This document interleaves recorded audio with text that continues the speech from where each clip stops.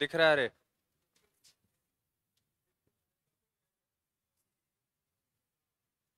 अब पहला क्वेश्चन है, कल किए थे मैंने, भेजे थे उसके बाद में देखे थे, किए नहीं। पहला क्वेश्चन है, लोकसभा के अध्यक्ष होते हैं, उनके संदर्भ में जो ये नीचे जो तीन कथन दिए गए हैं, इन तीनों में से कौन सा कथन गलत है?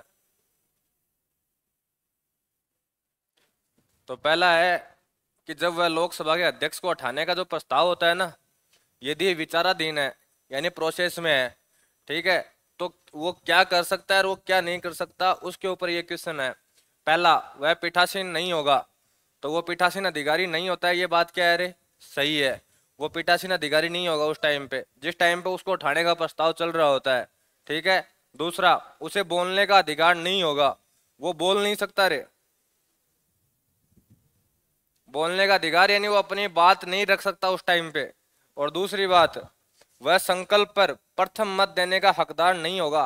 देखो रे, प्रथम मत का अर्थ हो गया सामान्य मत, ठीक है, तो वो सामान्य मत तो दे सकता है लेकिन निर्णायक मत नहीं दे सकता। निर्णायक मत देता है ना ये, क्योंकि लोकसभा जो अध्यक्ष होता है, जो पीठासीन अधिकारी होता है, उसके पास एक पावर होती है निर्णायक मत देने की। ये दोनों बराबर हो गए हों तो वो जिस पक्ष में अपना मत देना चाहिए वो उस पक्ष में मत दे सकता है। तो पहला सही है, ठीक है, दूसरा सही है, दो सही है, तो ये कौन सा आंसर हो जाएगा आपका? फर्स्ट एंड सेकंड यानी बी आंसर हो जाएगा इसमें। इसके बाद वाला ऊपर नीचे वाला आप पीडीएफ पढ़ लेना, आपको पीडीएफ में क्वेश्चन मिल जाएंगे।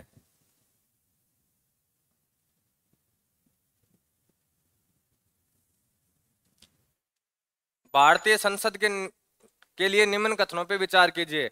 अब देखो रे, ये क्वेश्चन आपको तरीका बताऊं एक याद करने का, इसको ये आपके आ सकता है और आगे मैं पढ़ाऊंगा, ठीक है। तो एक चीज दिमाग में ले आओ रे, सीधी सी बात, एक चीज दिमाग में ये ले आना, यदि कोई बिल या विधेयक या अधिनियम, ठीक है, इनमें से कोई भी डायरेक्ट या इनडायरेक्ट लोकसभा के टच हो गया है,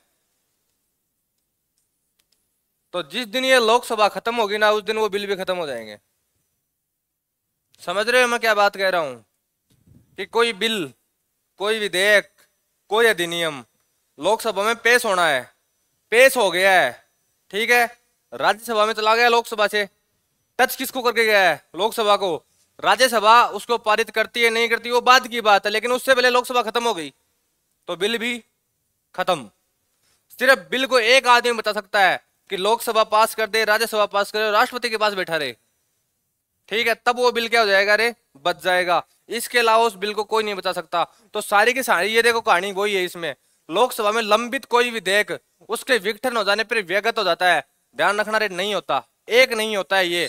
यदि लंबित कोई विधेयक है लेकिन विघटन के बाद में वो व्यगत नहीं होगा, लेकिन अगली बार उसको दोबारा पेश कर देंगे, तो ये क्यों, ये कथन यहाँ गलत है, ठीक है, इस मामले में। दूसरा, लोकसभा द्वारा पारित और राज्यसभा में लंबित कोई विधेयक लोकसभा के विघटन हो जाने पर क्या हो जाएगा? व्यगत हो जाएगा। सही बात है, लोकसभा ने पारित कर दिया, राज्यसभा में बैठ गया है, लेकिन उससे पहले लोकसभा क्या हो गई है? खत्म हो गई है, तो बिल ऑटोमेटिक क्या हो जाएगा?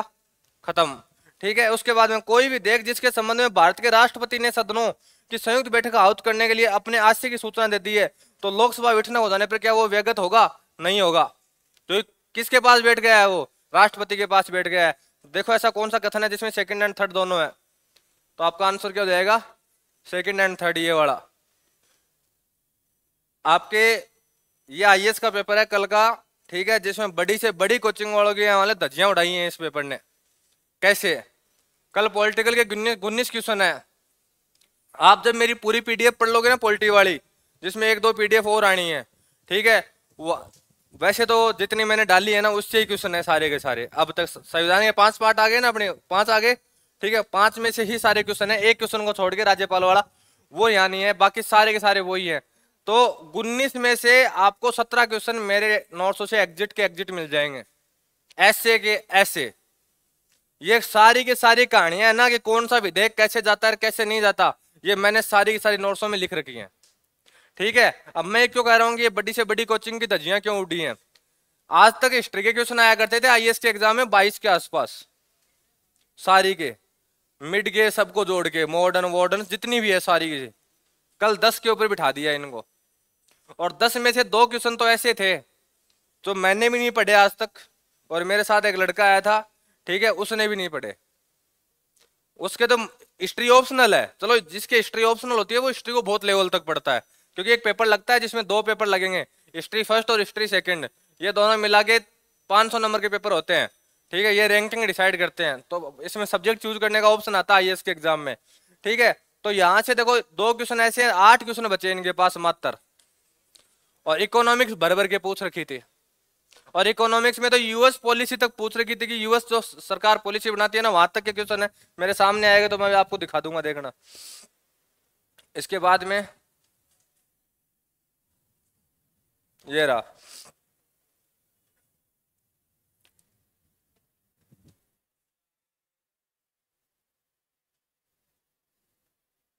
हाँ भाई मैंने दिया है। हाँ, अरे आईएएस का परी तो आई बार क्लियर होता है, मेंस में जाके रुकते हैं। परी में तो दिक्कत ही नहीं है, परी में तो आज तक ही दिक्कत नहीं आई। मैं रीजनिंग का पेपर देखा था आपने अपना, भूत उतर गया आपका है। पैराग्राफ वाले जो क्वेश्चन है ना, जो पैराग्राफ वाले क्वेश्चन है, वो भी रीजनिंग के ही क्वेश्चन होते हैं। तो देखना एक बार आपका दिमाग कहां तक सोचता है। ये कहां गई?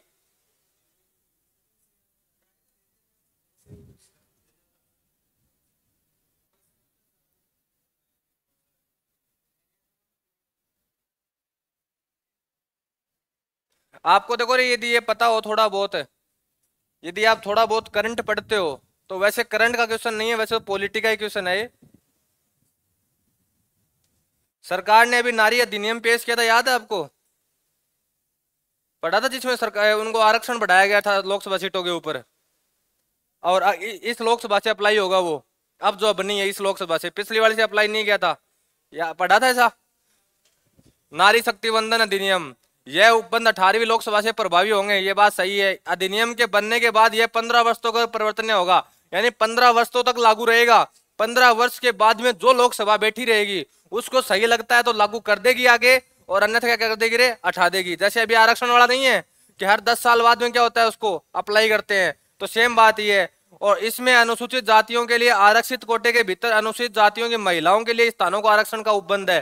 देखो क्या होता है, अभी क्या होता है कि एससी और एसटी की जो महिलाएं नहीं होती रे, जो सीटें होती हैं, ठीक है, जिनको आरक्षित कर दिया, अब इनको आरक्षित कर दिया, तो इसका अर्थ क्या होता है कि इन सीटों के ऊपर सिर्फ यही व्यक्ति चुनाव लड़ सकते हैं, इसके अलावा कोई दूसरा चुनाव नहीं लड़ेगा, ठीक है। अब तक क्या होता था कि हाँ, महिला और पुरुष में जो लड़ना चाहिए वो लड़ सकता है। अब बताऊं क्या कर दिया है, इनमें से कुछ सीटें निकालेंगे, और वो इन एससी और एसटी वाली महिलाएं नहीं है, उनके लिए क्या कर देंगे रे, आरक्षित कर देंगे। तो अर्थात वहां इनके पुरुष चुनाव नहीं लड़ सकते हैं। तो इसमें ये है, ऐसा कोई ऑप्शन है जिसमें तीनों है? 1 2 3, ये रहा आपका। ये देखो, ये भी हुआ था, यदि आप थोड़ा बहुत पढ़ते हो। लास्ट वाला करंट वाला क्वेश्चन करो रे, 62। दिख नहीं रहा है तो मैं आपको एक बार ये हटा देता हूं।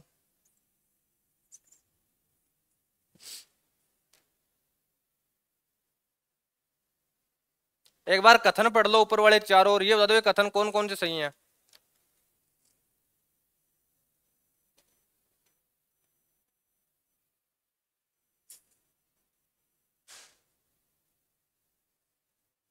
पढ़ा था ये कभी? एक बात को हिंट दूं आपको छोटा सा, जिस भी अभ्यास में ये मित्र शब्द आए ना, वो इसके साथ ही होता है। ये चीज दिमाग में फिट कर लेना आज से। तो ये बांग्लादेश के साथ हुआ था, इसका आरंभ पुणे से ही किया गया था। दूसरा, आतंकवादी गतिविधियों को रोकने के लिए किया गया था, इसमें वायुसेना की इस अभ्यास में शामिल नहीं थी। तो इसका आंसर हो जाएगा 1 और 2 और 3, ठीक है। वायुसेना इसमें शामिल नहीं थी, सिर्फ थल सेनाएं आपस में इसमें शामिल थी।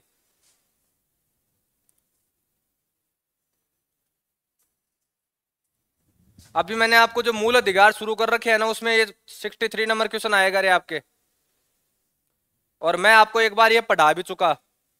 अब मेरे को एक आंसर बताओ।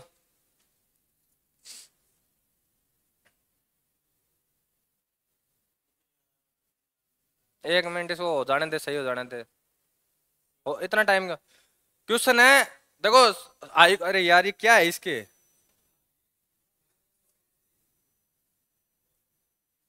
क्वेश्चन था परिषद जो रिट होती है ना रे, प्रतिषेध रिट जारी की जाती है सुप्रीम कोर्ट और हाई कोर्ट के द्वारा। ये रिट जारी क्यों की जाती है, किसके लिए जारी करते हैं? 5 प्रकार की रिटें जारी की जाती हैं, उसमें एक प्रकार की रिट ये है, किसके लिए जारी की जाती है? हाँ ध्यान रखना, दो रिटें ऐसी हैं रे, एक तो ये, एक इसके बाद में आएगी उत्प्रेक्षण। ठीक है, ये है ना, ये केवल और केवल किसके लिए जारी होती है रे? न्यायालयों के लिए, अर्थात जस्टिस के लिए जारी होगी। वो भी किसके लिए? निचली अदालत अदालत होती है ना, ठीक है, उसमें ऐसा कोई कार्य कर दिया जो उसके क्षेत्र के अंतर्गत नहीं आता था, और तो सुप्रीम कोर्ट या हाई कोर्ट क्या कहेंगे कि भाई ये कार्य हमारे पास भेज दो। ठीक है, और ये उत्प्रेक्षण वाली, ये ध्यान रखना, ये कार्यपालिका और न्यायपालिका दोनों के खिलाफ क्या हो सकती है रे? जारी हो सकती है। ये केवल और केवल किसके खिलाफ जारी होगी? आपकी न्यायपालिका के। एक क्वेश्चन है बजट के ऊपर, केंद्रीय बजट वाला। ठीक है, ध्यान रखना, उसमें जो दो कथन है ना, पहला वाला कथन है कि प्रधानमंत्री की अनुसंज्ञा से एक बजट पेश किया जाता है। ध्यान रखना, नहीं किया जाता कभी भी। बजट सदैव और सदैव राष्ट्रपति की अनुसंज्ञा से पेश किया जाता है। ये बोलते हैं, देखो जब भी अब बजट पेश होगा ना 10 जुलाई को, देखना उस टाइम पे उसमें ये बात बोली जाएगी कि मैं राष्ट्रपति की पूर्व अनुमति से। ठीक है, तो ध्यान रखना, प्रधानमंत्री का बजट में कोई लेना देना नहीं होता। बजट किसकी अनुसंज्ञा से पेश होता है? राष्ट्रपति की। और एक मांग होती है रे, अनुदान की मांग। अनुदान की मांग का अर्थ होता है कि सरकार के पास किसी काम के लिए पैसा कम पड़ गया है, तो सरकार को और पैसा उठाना है। ठीक है, तो उसे कहते हैं अनुदान की मांग। यह अनुदान की मांग भी राष्ट्रपति की पूर्व अनुमति से ही पेश की जाती है। दो कथन है, पहला कथन था कि प्रधानमंत्री की अनुसंज्ञा से पेश किया जाता है, नहीं किया जाता, ये गलत हो गया। ठीक है, सेकंड कथन क्या है कि राष्ट्रपति की पूर्व अनुमति से अनुदान की मांग पेश की जाती है। ये बात क्या आपकी सही है? देखो सीधी सी बात है, बता दूं, धन विधेयक के मामले में प्रधानमंत्री का कोई लेना देना नहीं है, राष्ट्रपति ही आएंगे और सदैव पूर्व अनुमति रहेगी। यदि पूर्व अनुमति नहीं है तो वो चीज पेश नहीं की जाएगी। ठीक है, ये चीज दिमाग में रख लेना आप। इसके अलावा कोई क्वेश्चन था? इस पेज में दो ही हैं। हाँ रे,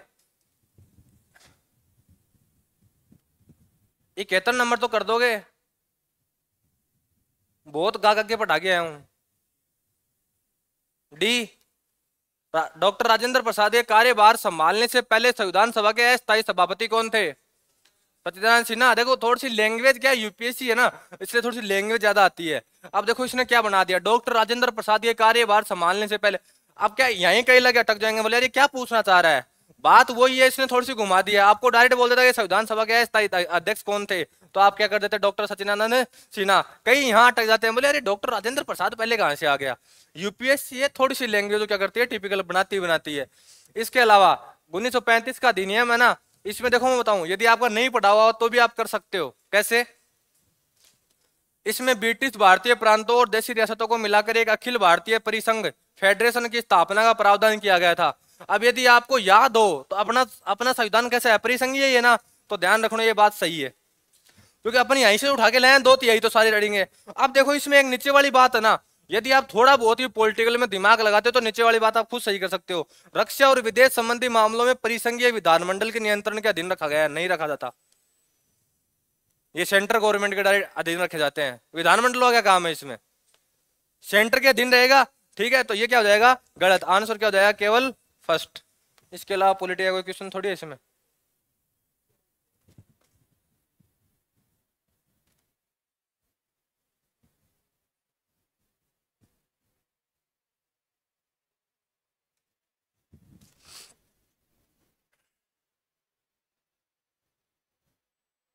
हाँ ये रहा। मैं आपको एक बात आज सिद्ध हो जाएगी दोबारा कि मैं जो बोलता हूं ना वो पक्का एग्जाम में कहीं ना कहीं आपको मिल जाता है। 76 नंबर क्वेश्चन,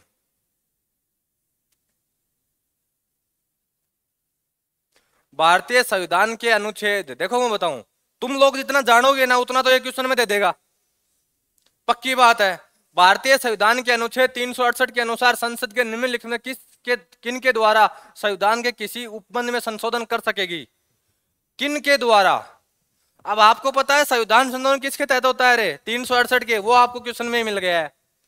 अब देखो मैं आपको बिल लिखवाता हूं ना, जब कभी मैं बिल लिखवाता हूं तो देखना पीडीएफ में यदि सरकार ने कोई संविधान संशोधन किया है तो उसमें मैं दो तीन चीजें लिखता हूं, परिवर्धन, निरसन और परिवर्तन। ये आपको कहीं ना कहीं लिखे हुए मिलेंगे कोष्टक में, हाँ कि इसमें क्या किया गया है। निरसन का अर्थ होता है किसी चीज को पूरी तरीके से समाप्त करना।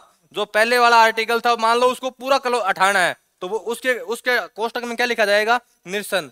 ठीक है। परिवर्तन की कुछ या तो बदलाव करने हैं या उससे हटाने हैं। ठीक है, तो क्या लिख दोगे रे आप? परिवर्तन। और परिवर्तन का अर्थ होता है कि कुछ एक्स्ट्रा और जोड़ना है उसमें, वो क्या हो जाएगा आपका? परिवर्तन। तो ध्यान रखना संशोधन के माध्यम से जोड़े भी जाते हैं, घटाए भी जाते हैं और खत्म भी क्या आते हैं। तो आंसर क्या हो जाएगा? फर्स्ट, सेकंड एंड थर्ड तीनों।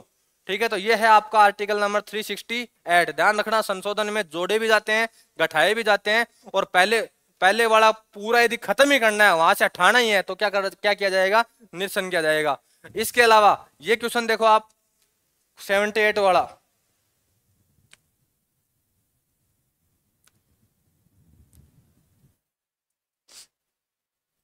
संसद में धन विधेयक के संबंध में निम्नलिखित कथनों में कौन से सही है? देखो रे, ये थोड़ी सी कंट्रोवर्सी बना रहा है ये क्वेश्चन। अब ये इसमें यूपीएससी क्या मानती है वो देखना पड़ेगा। अनुच्छेद 109 में धन विधेयक के संबंध में विशेष प्रक्रिया उल्लेख है। अब देखो अनुच्छेद 109 में एक बात लिखी हुई तो है कि धन विधेयक कभी भी राज्यसभा में पेश नहीं होता। किसमें पेश नहीं होता रे? राज्यसभा में धन विधेयक कभी पेश नहीं होगा, पहले पेश नहीं होगा। पहले किस में आएगा? वो लोकसभा में, उसके बाद में किस में जाएगा? ये लिखी हुई है 109 में। अब इसको विशेष प्रक्रिया मानते हैं या नहीं मानते ये यूपीएससी जाने। ठीक है, तो इस पे थोड़ी सी कंट्रोवर्सी है। दूसरा, धन विधेयक राज्यसभा में पुनः स्थापित नहीं किया जाएगा, कभी नहीं किया जाता। ध्यान रखना, एक बार उनको मौका दिया जाता है कि धन विधेयक पास करना है तो कर दो, उसके बाद में उनके पास वो कभी भी नहीं जाएगा। तो ये बात क्या है रे? सही है। दूसरा, राज्यसभा या तो विधेयक का अनुमोदन दे सकती है, नहीं अनुमति दे देगी।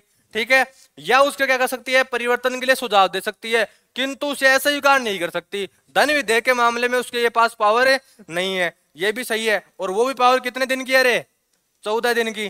14 दिन में जो करना है वो कर दो, अन्यथा कुछ नहीं मान्य होगा। नीचे वाला क्या है? राज्यसभा द्वारा धन विधेयक में सुझाए गए संशोधनों को लोकसभा द्वारा स्वीकार करना होगा, नहीं करना होगा। चाहे तो स्वीकार करे और चाहे तो नहीं करे। ठीक है, तो इसमें देखो तीन आंसर, दो आंसर बनते हैं, या तो ये बनेगा और या इसका आंसर क्या बनेगा रे? ये बनेगा। तो 109 में ये लिखा हुआ है कि धन विधेयक कभी भी राज्यसभा में पेश नहीं किया जाएगा। ठीक है, और यहां इन्होंने लिखा है कि अनुच्छेद 109 में धन विधेयक के संबंध में विशेष प्रक्रिया का उल्लेख है। अब इसको ये विशेष प्रक्रिया मानते हैं तो भाई ये तो सही हो जाएगा, तब तो आंसर क्या होगा? फर्स्ट एंड थर्ड होगा। ठीक है, लेकिन यदि ये मान लिया कि इसको विशेष प्रक्रिया नहीं है तो आंसर क्या हो जाएगा आपका? सेकंड एंड थर्ड होगा। ये बात है इसमें। धन विधेयक कभी भी मनी जो बिल होता है वो कभी भी किस में नहीं जाएगा? राज्यसभा में पहले नहीं जाएगा, पहले किस में आएगा? लोकसभा में आएगा। लोकसभा किसको भेजेगी? राज्यसभा को भेजेगी। और ये रियल में है भी सही। क्या हुआ? नहीं समझ में आया? नहीं, इसमें कुछ नहीं लिखा हुआ है, ये इतना ही है कि अनुच्छेद 109 में धन विधेयक के संबंध में विशेष प्रक्रिया का उल्लेख है। इसमें जो लिखा हुआ है वो मैं बता रहा हूं आपको कि इसमें यह लिखा हुआ है कि धन विधेयक कभी भी राज्यसभा में पहले पेश नहीं किया जाएगा। अब इसको यूपीएससी विशेष प्रक्रिया मानती है नहीं मानती वो उनके ऊपर है। ठीक है, इसलिए तो मैं कह रहा हूं इसके दो आंसर संभव है, सेकंड या थर्ड होगा, या क्या होगा? फर्स्ट, सेकंड और थर्ड। फोर्थ इसका कभी भी सही नहीं है। तो इसमें देखो फोर्थ वाला एक ही ऑप्शन है। यूपीएससी में एक काम और है, यूपीएससी में जैसे ज्यादा वाले जो ऑप्शन होते हैं ना, first, second, third and fourth वाले, कि सारे सही हैं सारे गलत हैं, ऐसे आंसर ज्यादा सही होते हैं। यहाँ इनमें तुक्के लगते हैं इस तरीके से। कौन सी में? धन विधेयक की परिभाषा 110 में। हाँ हाँ, वैसे तो है पॉलिटिका भी नहीं भी, दोनों ही मान लो इसको आप 80 को।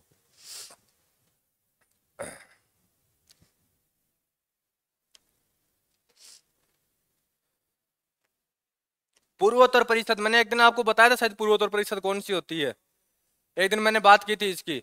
जितने पूर्वोत्तर राज्य हैं उनके लिए एक परिषद का गठन किया गया है, जिसकी स्थापना पूर्वोत्तर परिषद अधिनियम 1971 के द्वारा की गई थी। 2002 में इसमें क्या किया जाता है, संशोधन किया जाता है। इसमें पूछा गया है कि जो ये परिषद होती है ना, इसके सदस्य कौन कौन होते हैं। ठीक है, अब देखो रे, जितने भी इसमें शामिल राज्य हैं उनके सबके राज्यपाल इसके सदस्य होते हैं। ठीक है, उनके मुख्यमंत्री सदस्य होंगे ही होंगे।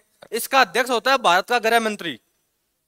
कौन होता है, भारत का गृह मंत्री। अब देखो ऐसा कोई ऑप्शन नहीं है 1 2 2 और 4 वाला, नहीं है ना। ठीक है, तो अब ये मत बोलना ये क्वेश्चन गलत है, ये डी होगा इसमें, क्योंकि ये बात सही है कि राष्ट्रपति के द्वारा 3 सदस्य मनोनीत किए जाते हैं। कई बार कर भी दिए जाते हैं, कई बार नहीं भी किए जाते। यदि नहीं किए जाते हैं तो इनकी जगह बताऊं कौन लेते हैं, राज्य मंत्री होते हैं। ठीक है, वो लेते हैं इनकी जगह, इसकी जगह बाद में। ठीक है, तो ध्यान रखना ये पूर्वोत्तर परिषद है, जिसके इसका अध्यक्ष कौन होता है, आपका गृह मंत्री। मैं इसके लिए आपको एक कहानी बता रहा हूं, ये क्वेश्चन आपके डायरेक्ट वैसे आ सकता है कि पूर्वोत्तर परिषद का अध्यक्ष कौन होता है, तो ध्यान रखना भारत का गृह मंत्री होता है, इसके अलावा कोई नहीं होता। राष्ट्रपति फाष्ट्रपति कोई नहीं है यहाँ। मैं भी आपको क्या कह रहा था कि देखो कल एक क्वेश्चन आया था, यूपीएससी को किसी को हिलाना होना तो ऐसे क्वेश्चन लेके आती है। 81 नंबर क्वेश्चन देखो, आज तक लोगों ने पढ़ी है भारत की इकोनॉमिक्स सही तरीके से नहीं आती, ये इन्होंने अमेरिका की पूछ ली है, इन्होंने अमेरिका की पूछ रखी है। 1 2 क्वेश्चन ये बताओ रे, ये तो आता ही होगा, ये तो आपके एग्जाम के आपका लेवल का क्वेश्चन है ये तो। 79 वाला, क्या ये पद सिमिलर है? जैसे थल सेना में ब्रिगेडियर होता है, वो एयर कमांडर और कमांडर की सिमिलर इक्विलिटी है ये?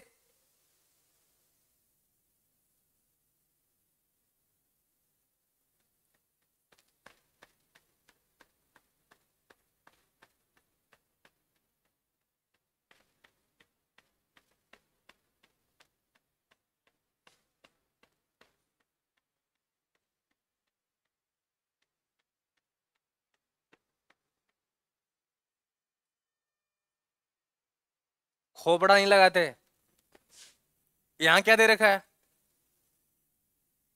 अब एक जो ब्रिगेडियर होता है उसके बराबर यदि कमांडर आप मान लेते हो, एक बार ये मान लेते हैं होता है, तो फिर नीचे वाला पॉसिबल नहीं है, लेफ्टिनेंट कमांडर वाला, क्योंकि मेजर बहुत छोटा पद हो गया।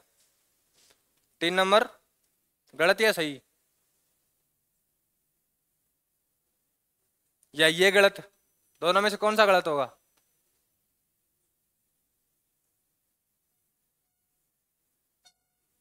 ये तुम्हारे लेवल का क्वेश्चन है, ध्यान रखना, इसमें एक ही सही है और सारे गलत हैं। Major, squadron leader and lieutenant commander ये सिमिलर पोस्टें हैं एक दूसरे की, इसके अलावा कोई भी पोस्ट सिमिलर नहीं है। कैप्टन होता है ना, वो इसके सिमिलर नहीं होता कभी भी, वो सूबेदार के सिमिलर होता है।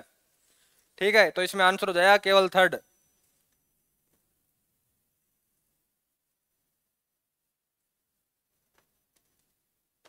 आप आज तक तुम लोगों ने गौतम बुद्ध के कितने नाम पढ़े हैं रे? ये वाले पढ़े थे जिंदगी में, ये बता दो।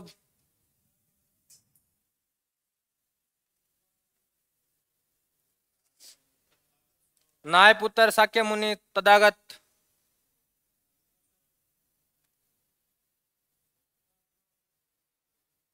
मैं तो छोड़ के आया था इस क्वेश्चन को, क्योंकि मेरे नाम सुने हुए नहीं थे। आंसर देखना पड़ेगा, इसका नहीं पता यार क्या है।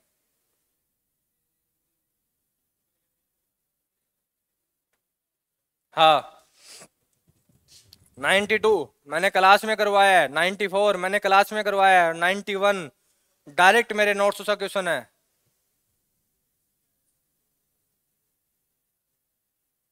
पहला क्वेश्चन है, दिसंबर 2023 तक भारत सरकार द्वारा कितने परिसीमन आयोग गठित किए गए हैं?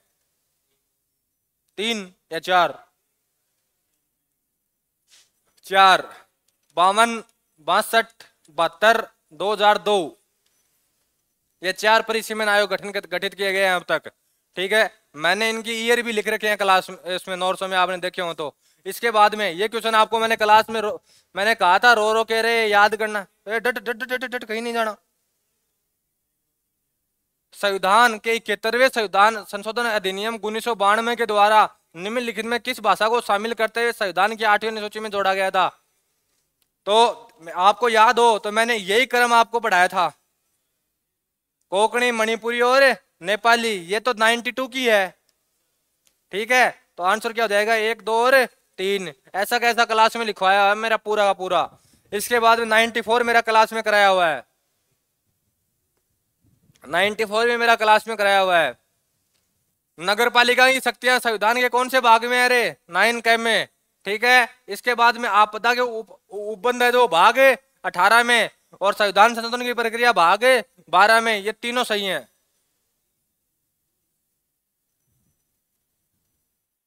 ये तीनों क्वेश्चन मैंने ये आपको अब तक कराया नहीं है। जब जिस दिन परिसीमन आएगा या आप पीडीएफ खोल के देख लेना, उसको मैं अब चेंज नहीं कर सकता ना, आप देख लेना। ये ऐसे के ऐसे लिखे हुए पड़े हैं, दोनों के दोनों डेट विथ लिखे हुए हैं कि हाँ कौन सी डेट में हुए हैं, और ये दोनों मैंने आपको अभी क्लास में करवा रखे हैं। 96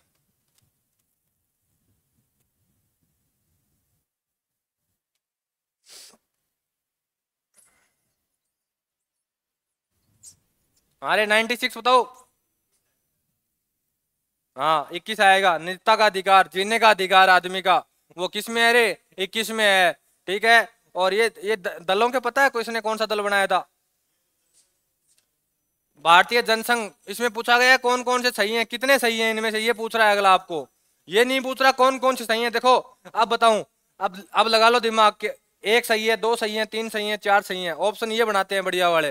देखो ये सही है, भारतीय जनसंघ श्यामा प्रसाद मुखर्जी के द्वारा बनाया गया है, ये भी सही है, कांग्रेस फॉर डेमोक्रेसी ये जगजीवन राम के द्वारा बनाई गई है, ये गलत है, ये इसके द्वारा बनाई है रे, राम गोपालाचारी के द्वारा, ठीक है। और सोशल पार्टी भी राम गोपालाचारी के द्वारा तो नहीं बनाई हुई, ये बात यहीं क्लियर हो जाती है, ठीक है। इसका देखो देखना पड़ेगा, मेरे को पता नहीं है किसने बनाई है, लेकिन ये इसने नहीं बनाई, इसने तो स्वतंत्र पार्टी बनाई है, ठीक है। तो आंसर क्या हो जाएगा, केवल 2 सही है यहाँ। इसके अलावा शायद कोई पॉलिटिकल क्वेश्चन मेरे हिसाब से तो था नहीं।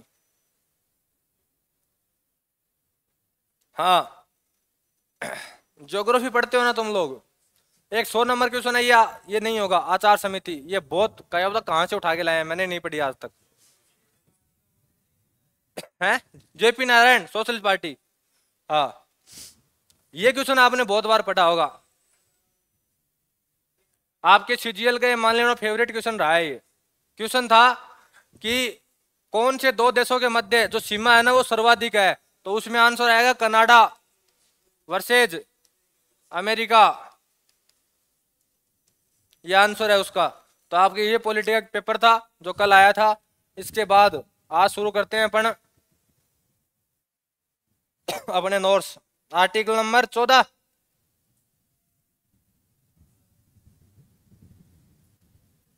तो हेडिंग लगाओ पहला, समता का अधिकार।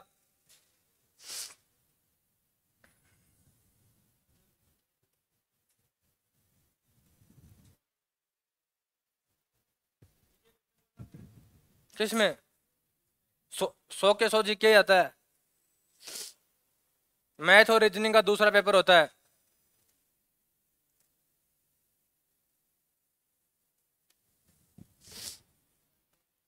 अरे हेडिंग लगा दो, समता का अधिकार, अनुच्छेद 14 से 18।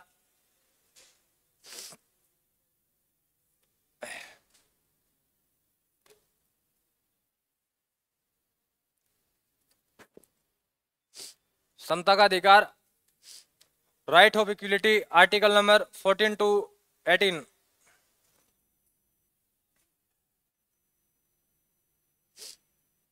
अब इसको लिखने से पहले एक बार समझ लो, ये दोनों नहीं बहुत परेशान करेंगे।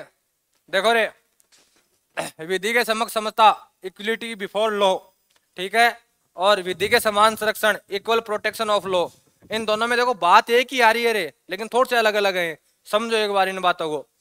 ये जो कहानी है ना कि विधि के समक्ष समता, जो इक्वलिटी बिफोर लॉ है, ये कहती है कि कोई व्यक्ति कानून से बड़ा नहीं है, कोई भी व्यक्ति कानून से बड़ा नहीं है, ठीक है।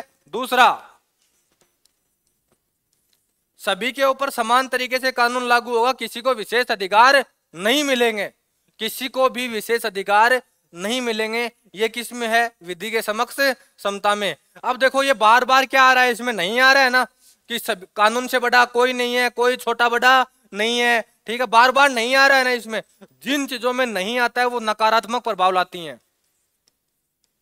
आपको मैं आर्टिकल में पढ़ाऊंगा आगे कि जैसे जो मूल अधिकार है ना, ये नकारात्मक प्रभाव लाते हैं। ये नहीं कर सकते, ये मेरे मूल अधिकार हैं। आप ऐसा नहीं कर सकते, ये मेरे मूल अधिकार है। जिन चीजों में नहीं आता हो वो चीजें नकारात्मक प्रभाव लाती हैं हमेशा के हमेशा। तो ये नकारात्मक प्रभाव की व्याख्या करती है। ठीक है। दूसरी बात, ये ली कहां से गई है रे? ब्रिटेन से। कहां से ली गई है? ब्रिटेन से। ये बाद में विधि के समान संरक्षण ये कहता है कि समान परिस्थितियां, यदि किसी व्यक्ति ने 302 के तहत मर्डर किया है रे, समान परिस्थितियां क्या होंगी भाई? एक ही कार्य किया हो, एक ही अपराध किया हो सबने, तो 302 में दो व्यक्ति हैं, एक एमपी है ये मान लेते हैं और एक नॉर्मल आदमी है। ठीक है, तो समान परिस्थितियां हो गई ना, तो इस स्थिति में ये दोनों के लिए समान कानून लागू होंगे। इन परिस्थिति में क्या होगा? समान कानून लागू होगा। ठीक है, लेकिन विशेष अधिकार हैं, जैसे राष्ट्रपति को है, उपराष्ट्रपति को है, राज्यपाल को है, और जो एमपी और एमएलए होते हैं उनके जो संसदीय विशेषाधिकार होते हैं वो है। उनका अर्थ हो गया कि जैसे राष्ट्रपति को आप उसके कार्यकाल में गिरफ्तार नहीं कर सकते, सजा नहीं चला सकते, तो इसमें विशेष अधिकार के प्रावधान की बात की जाती है। किसमें रे? समान संरक्षण में। इसमें कभी विशेष अधिकार की बात नहीं की जाएगी। ये बोलेगा नहीं सब बराबर है, ये बोलता है समान परिस्थितियों में बराबर है। समान परिस्थितियां हो गई, जैसे अपराध एक ही सब। अब देखो बताऊं, होता क्या, आप सुनते हो किसी ने मर्डर किया है, एमपी को सजा सुनाई जा रही है, या तो आजीवन कारावास सुनाते हैं, या क्या सुनाते हैं? सजाए मौत। ठीक है, तो भाई आम आदमी को भी वही सुनाई जाती है, या तो सजाए मौत होती है क्या, या क्या होता है? आजीवन कारावास होता है। ये नहीं है कि वो एमपी है तो उसके लिए 7 साल का प्रोविजन होगा या और कुछ होगा। आजीवन कारावास का अर्थ होता है 14 साल की सजा। ये ध्यान रख लेना, आजीवन कारावास का अर्थ है 14 साल की सजा। ये नहीं है कि वो जब तक जिंदा रहेगा तब तक वो वहीं रहेगा ना, 14 साल की सजा। ठीक है, तो ये कहती है। और ये कहां से ली गई है रे? अमेरिका से। ये कहां से ली गई है? अमेरिका से। और ये कहां से ली गई है? आपकी ब्रिटेन से। अब लिख दो, कोई भी व्यक्ति कानून से बड़ा नहीं है, कानून के सबक सभी समान है, कोई भी व्यक्ति छोटा बड़ा नहीं है। ये कहती है आपकी विधि के समक्ष समानता, इक्वलिटी बिफोर लॉ वाली बात ये है।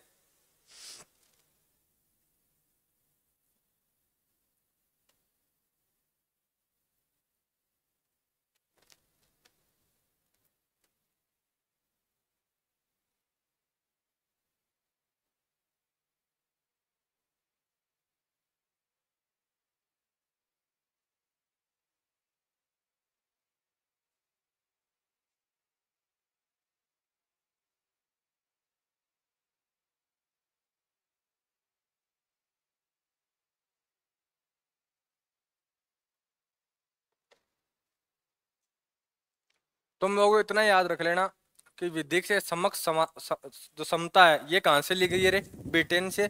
और ये कहां से ली गई है?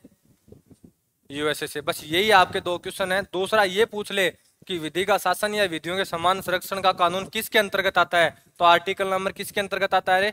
14 के अंतर्गत आता है। ठीक है। दूसरा, ये मूलभूत ढांचे में आता है रे, ये बता देता हूं आपको। सुप्रीम कोर्ट ने ये कहा है कि विधियों का शासन मूलभूत ढांचा है, तो सरकार इसमें कभी भी किसी प्रकार का संशोधन नहीं कर सकती है। आर्टिकल नंबर 14 का हनन किसी भी कंडीशन में नहीं किया जाएगा।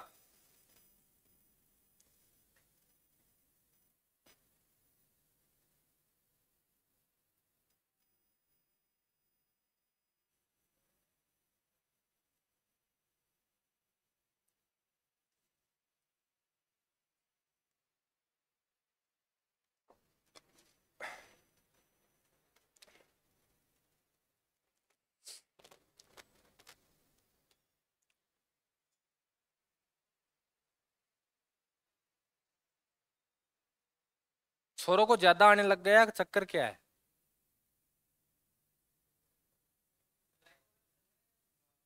लाइव रोक दिया मैंने। फिर इनको पढ़ने से कोई मतलब नहीं है। हैं? दो हैं। हाँ, तो वो दो मैं जानता हूँ, वो कौन कौन है। वो अपनी इस क्लास में कभी आते ही नहीं है। वो है लाइव एडमिशन वाले जिन्होंने लाइव एक्सेस ले रखा है, वो हैं दो। बाकी क्लास वाले लाइव तो सारे हटा दिए।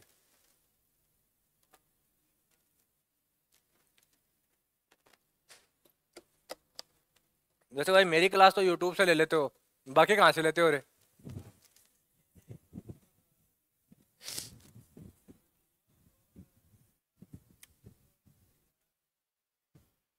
देखो रे, जो इक्वलिटी बिफोर लॉ है उसमें किसी भी व्यक्ति के पास विशिष्ट अधिकार नहीं होते हैं। यह अवधारणा कहाँ से ली गई है रे? ब्रिटेन से ली गई है। और दूसरा, यह विधि किस शासन की व्याख्या करती है रे? नकारात्मक व्याख्या करती है ये। ठीक है, नकारात्मक क्यों करती है? क्योंकि देखो, अनुपस्थित, नहीं, ये शब्द किसकी व्याख्या करते हैं? हमेशा नकारात्मक व्याख्या करते हैं, तो ये नकारात्मक व्याख्या करती है।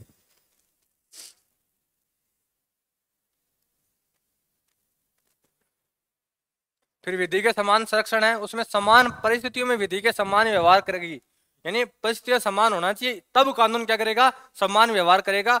यदि परिस्थितियां ऊपर नीचे हो गई हैं तो कानून समान व्यवहार नहीं करेगा।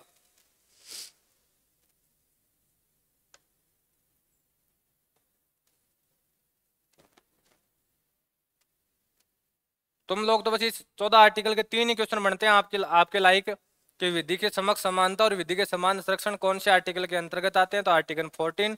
और दोनों लिए कहाँ गए हैं? तो पहली ली गई है ब्रिटेन से, दूसरी ली गई है अमेरिका से, यूएसए से।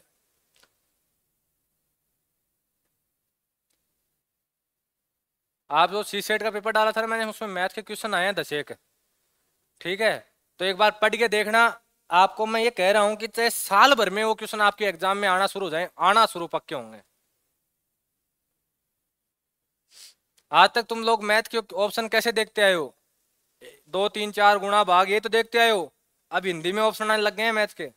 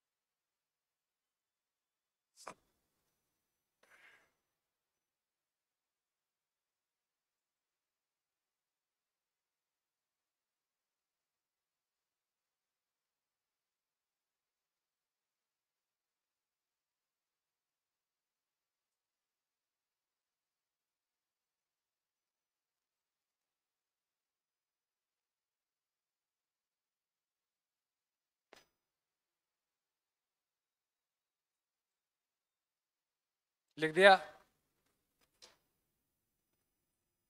तो ये फ्रेंड की हो गई। ये तो पता नहीं, ये तो नहीं हो सकता, ये तुम्हें लिख दिया रे? लिख दिया?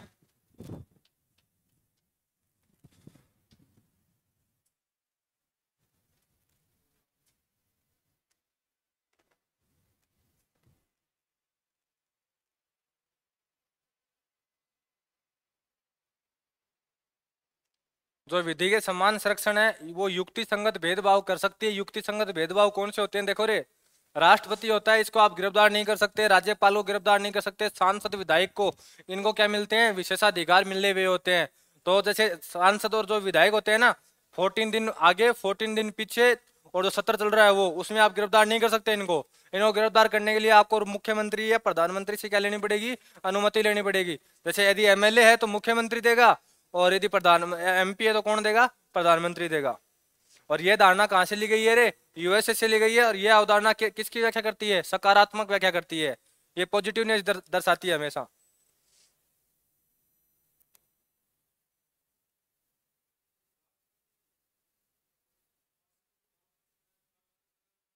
राष्ट्रपति को फांसी माफ कर सकता है, तो उसको सजा कौन सुनाएगा?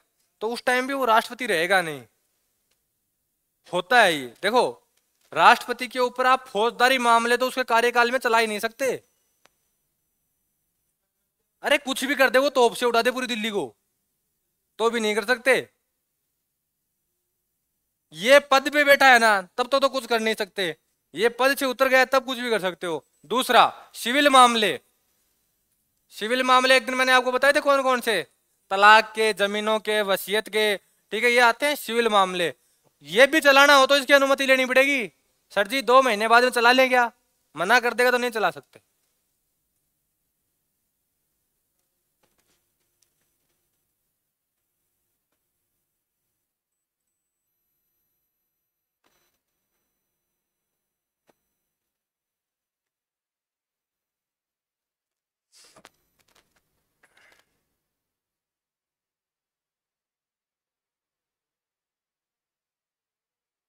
इसमें वाइस प्रेसिडेंट भी आता है, ऐसा नहीं कि मैंने वाइस प्रेसिडेंट लिखा नहीं है तो नहीं आता, आता है।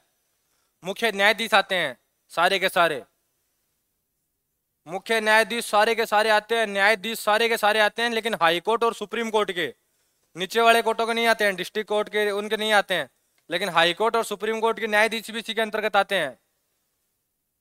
उनके ऊपर भी महाभियोग प्रक्रिया चला के हटाया जाता है, उनको भी लिख दिया। ये दो नोट हैं इसके। अब भाई दोनों का उद्देश्य क्या है, दोनों का उद्देश्य, इन दोनों जो कानून है इनका उद्देश्य एक ही है कि लोगों को अवसर और न्याय की क्या मिले रे, समानता मिले, कि ऐसा कोई भी कानून ना बने जिसमें किसी का आप अवसर खा जाओ, उसकी अपॉर्चुनिटी खा जाओ और उसको इक्वलिटी यानी न्याय नहीं मिले, ऐसा नहीं हो सकता कभी भी। तो दोनों का काम एक ही है, विधि के समक्ष समता का भी काम वही है और विधि के समान संरक्षण का काम भी वही है। दोनों का काम एक ही है कि किसी ना किसी तरीके से व्यक्ति को क्या मिले रे, न्याय मिले और अवसर की अपॉर्चुनिटी हमेशा बनी रहे। और ये सुप्रीम कोर्ट का डिसीजन है रे कि सर्वोच्च न्यायालय के अनुसार अनुच्छेद 14 के अंतर्गत लिखित विधि का शासन संविधान का मूलभूत तत्व है, ध्यान रखना, फंडामेंटल एलिमेंट है। इसलिए किसी भी तरीके यहाँ तक कि संशोधन के द्वारा भी इसे क्या नहीं कर सकते हो आप लोग, समाप्त नहीं कर सकते हो। तो ये मूलभूत ढांचे के अंतर्गत आता है, आर्टिकल नंबर 14।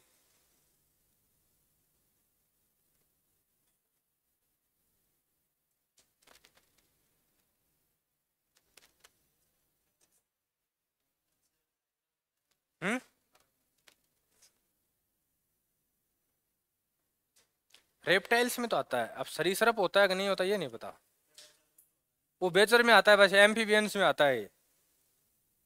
हाँ रेप्टाइल्स में नहीं आता, एम्फीबियंस में आता है ये। है कल कल वाले पेपर में, हाँ देखना पड़ेगा फिर तो उसको।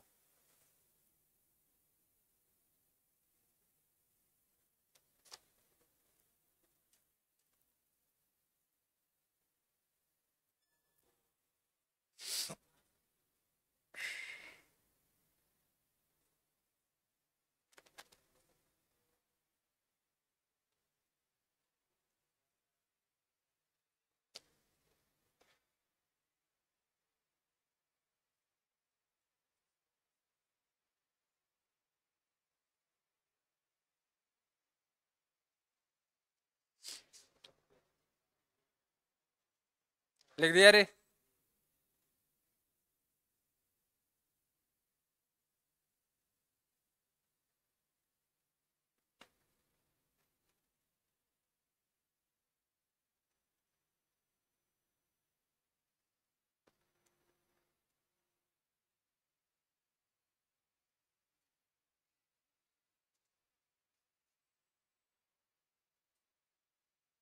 हेडिंग लगाओ आर्टिकल नंबर 15, कुछ आधारों पर भेदभाव निषेध।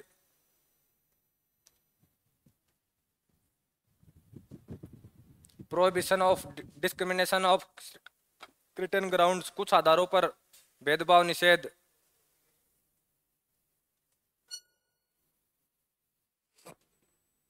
मैंने इनकी बात बहुत बार कर दी है, आज पहली बार नहीं आ रहे, कि राज्य कभी धर्म, मूलवंश, जाति, ठीक है, लिंग और जन्म स्थान के आधार पर किसी प्रकार का कोई भेदभाव नहीं करेगा, कभी नहीं करेगा, ठीक है। इसके अलावा देखो इसमें 6 आर्टिकल आते हैं, 15 के 6 क्लोज है।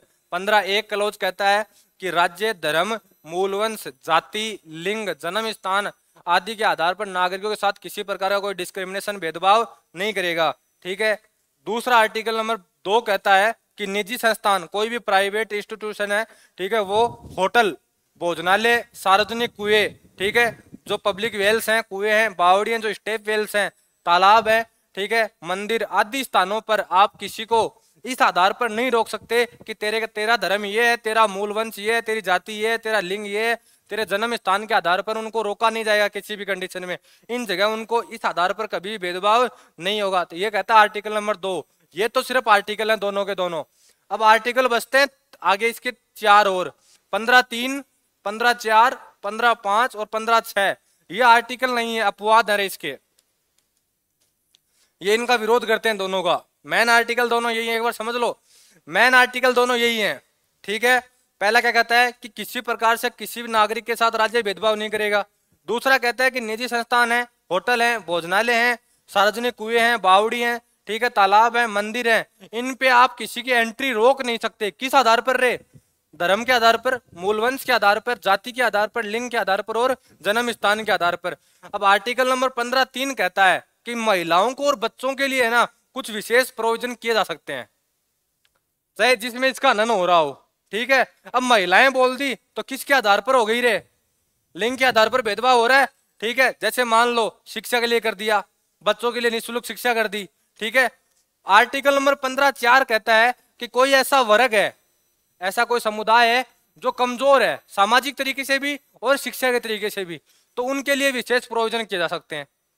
आर्टिकल नंबर इसका जो 5 है ये कहता है कि कोई ऐसा वर्ग है जो सामाजिक और शैक्षणिक तरीके से क्या है, कमजोर है, ठीक है, शिक्षा की दृष्टि से, तो उनको आरक्षण मिलेगा, रिजर्वेशन मिलेगा।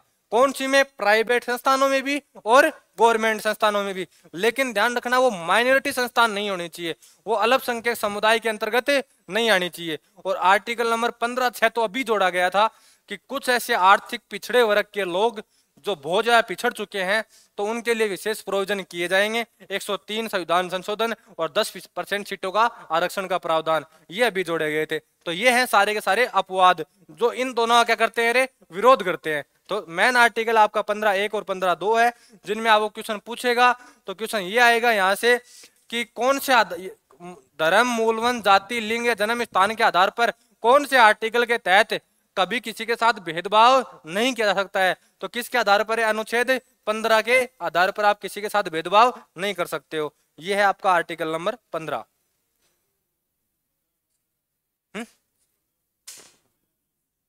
हाँ हाँ, कौन सा? हाँ हाँ, अरे तो वो उनके मंदिरों के अलग रूल है, फिर इसमें राज्य के ऊपर लागू है, संविधान से ऊपर नहीं है। लेकिन कई जगह अभी भी चल रही है कंट्रोवर्सी, वो जब ऊपर तक नहीं पहुंचती है तो उसका क्या करें। अब उनको इन चीजों का पता नहीं है तो वो विरोध नहीं करते। पहले सारे मंदिरों में महिलाओं का प्रवेश वर्जित था, जो जो शिक्षित हुए सारे जानने लग गए। अब जिनको आर्टिकल नंबर 15(2) का नॉलेज नहीं है उनके साथ ये हो रहा है। होता है विरोध, लेकिन कई जगह मान जाते हैं, कई जगह नहीं मानते। ऐसे नहीं कि हर जगह अपॉर्चुनिटी बराबर आज के दिन। जैसे अब मैं बताऊं, अभी जो अगला वो डोंट टच माई बॉडी वाला है, आर्टिकल नंबर 18, ठीक, 17, ठीक है, तो वो इधर देख लो आप मारवाड़ में जाके कितना होता है, पूरा भरा पड़ा है। ठीक है, लेकिन उनको समझाए तो ये लगता है हमारे हमारे को काट रहे हैं, तो उनको क्या कर लोगे? मैं मेरा खुद का एक्सपीरियंस बता रहा हूं इसमें। तो वहां उनको ये कहते ना कि ऐसा नहीं होता, ऐसा होता है, तो वो उन्हीं को जाके बता देते हैं ये तुम्हारे बारे में भड़का रहे हैं हमें। अब बोलो जूत और खाओ वहां।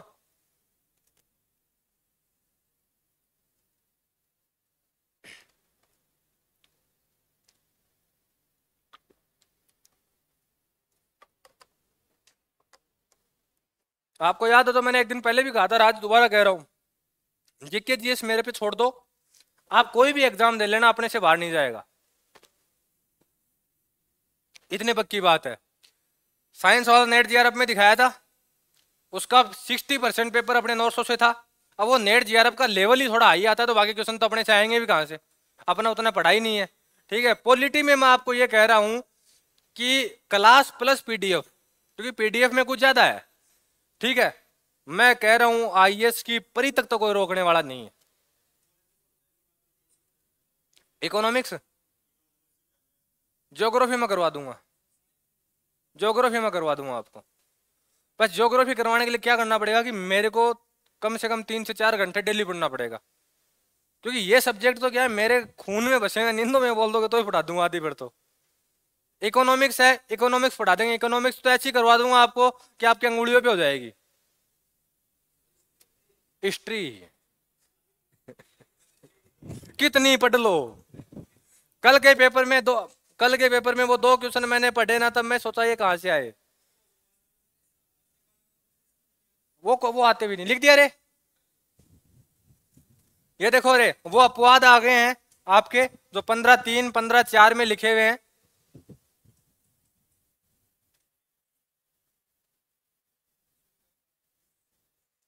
15(3) कहता है कि महिलाओं बच्चों के लिए कल्याण हेतु विशेष योजनाएं व कार्यक्रम बनाए जा सकते हैं। जैसे स्थानीय निकाय नहीं होते रे, स्थानीय निकाय कौन से, ग्राम पंचायत, पंचायत, उनमें 50% आरक्षण है महिलाओं को। ठीक है, तो वो है स्थानीय निकाय में महिलाओं को आरक्षण। और निःशुल्क शिक्षा, बच्चों के लिए निःशुल्क शिक्षा ये प्रावधान है। 15(4) कहता है कि सामाजिक व शैक्षणिक रूप से पिछड़े वर्ग, कौन कौन से, ST, SC, ST and OBC के लिए राज्य विशेष योजनाएं व कार्यक्रम बना सकता है। तो देखो ये विधान मंडलों है रे, मंडो नहीं है, इंग्लिश सही है इसकी एकदम। विधान मंडलों की सीटों पर आरक्षण, देखो एससी और एसटी के लिए सीटें कुछ प्रोविजन अलग से की जाती हैं कि इन पे यही लोग लड़ेंगे। सार्वजनिक शैक्षणिक संस्थानों में शुल्क की छूट। ठीक है, तो होता क्या है, जैसे यदि आप सरकारी स्कूलों में जाते हो, वहां यदि आप ये कहते हो कि हम एससी कैटेगरी के हैं या एससी एसटी कैटेगरी के हैं, तो आपकी जो 52 रुपए फीस लगती है, आप कितनी लगती है मेरे को नहीं पता, 100 रुपए लगती होगी ज्यादा से ज्यादा। ठीक है, वो नहीं लगती है, फिर आपकी वो माफ हो जाती है। ठीक है, लेकिन आप जनरल में, ओबीसी में, इन कैटेगरी में आते हो तो आपको वो फीस देनी पड़ती है। लेकिन यदि ओबीसी में भी कुछ प्रावधान है, ओबीसी में क्या कैटेगरी बहुत है राजस्थान में, बहुत कैटेगरी है राजस्थान में। यदि कुछ भी समझ में नहीं आता ना, बोले इसको कहाँ डालें, तो वो ओबीसी को दे देते हैं, बोले ये संभालो ओबीसी वालों इसको। ठीक है, तो यहाँ कुछ कैटेगरियों के लिए विशेष प्रोविजन अलग से रहते हैं इसमें।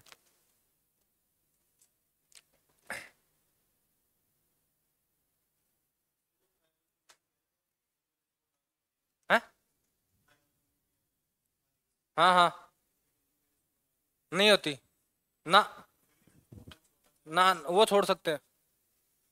आदिवासियों के ऊपर जो ट्राइब्स, इनके इनके कानून ही अलग है, इनके कोर्ट ही अलग है। ट्राइब्स अधिनियम का मैंने आपको नहीं पढ़ाया था, न्यायाधिकरण लेके आए थे लोग, ये इन ट्राइब्स वालों के लिए लेके आए थे। अरे ये कुछ भी कर सकते हैं आदिवासियों के नाम पे, इनके कुछ अलग ही हैं। आपको दो हिंट दे रहा हूं रे, राजस्थान में दो भर्तियां आने वाली हैं आपके लायक। सुना जा रहा है कि पटवारी को सीईटी से बाहर कर रहे हैं। यदि पटवारी को सीईटी से बाहर कर दे तो मैं आपको अभी बोल रहा हूँ पटवारी की तैयारी कर लेना।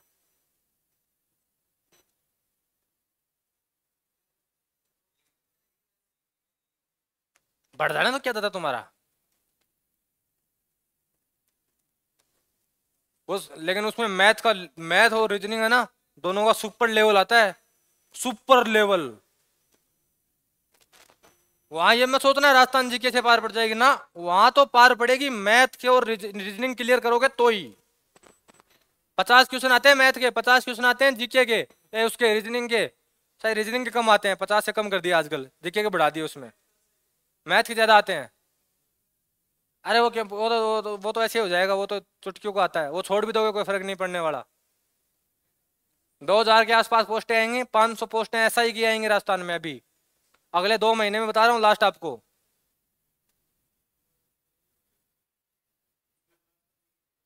एसआई के लिए तो राजस्थान जीके पढ़ना ही पड़ेगा, एसआई के लिए राजस्थान जीके क्या, हिंदी पढ़नी पड़ेगी। पूरा एक पेपर आता है हिंदी का, पूरा ही हिंदी आती है और कुछ नहीं, दो पेपर लगते हैं, एक राजस्थान जीके का, एक हिंदी का। पटवारी में तो ज्यादा नहीं आती, पटवारी में वेटेज 40%, शायद 35% है, 65% मैथ और रीजनिंग है। नहीं, राजस्थान, इंडिया, इंडिया सब आते हैं। हाँ, अरे वो लास्ट के दो प्रोविजन और लिख दो। ये प्रोविजन आपको जो 15(6) लिखा रहा हूं ना, ये आगे वाले आर्टिकलों में भी आएगा, एक बार इधर सुन लो रे। तो जहां भी आ जाए ना आर्थिक रूप से पिछड़े वर्गों के लिए विशेष योजनाएं, तो ये संविधान संशोधन आपको दिमाग में आना चाहिए। कौन सा, 103, इसी से ईडब्ल्यूएस लेके आए थे सरकार वाले। ठीक है, जिसको अब सुप्रीम कोर्ट ने मान्यता दे दी है। और इसमें डायरेक्ट ध्यान रखना, कईयों में हॉरिजॉन्टल और वर्टिकल आरक्षण होता था ना, इसमें डायरेक्ट आरक्षण है। जितनी सीटें हैं उनका कितना परसेंट, 10%।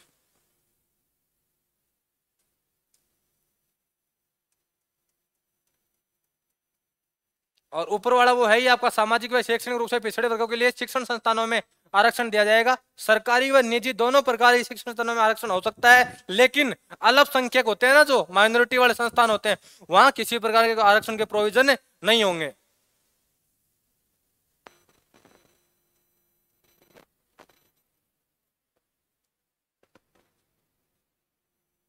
लिख दिया।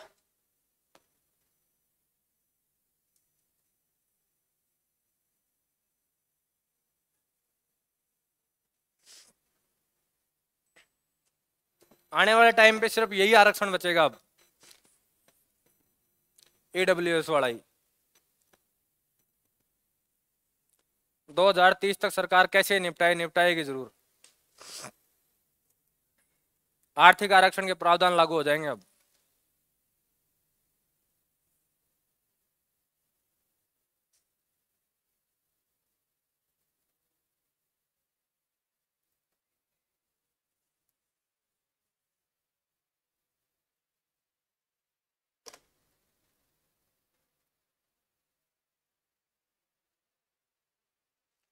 ये रीजनिंग की और जीके की क्लास लेने नहीं आ रहे, या मैथ की भी नहीं आ रहे?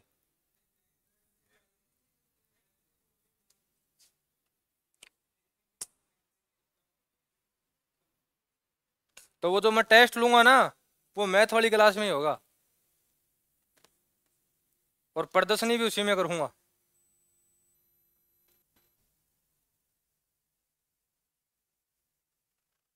वो 34 फिजिक्स के, 33 केमिस्ट्री के, और 33 उसके क्या नाम है आपके पॉलिटिकल के। 33 है। कब होगा? वो संचय है, वो हम हमारे हिसाब से करेंगे।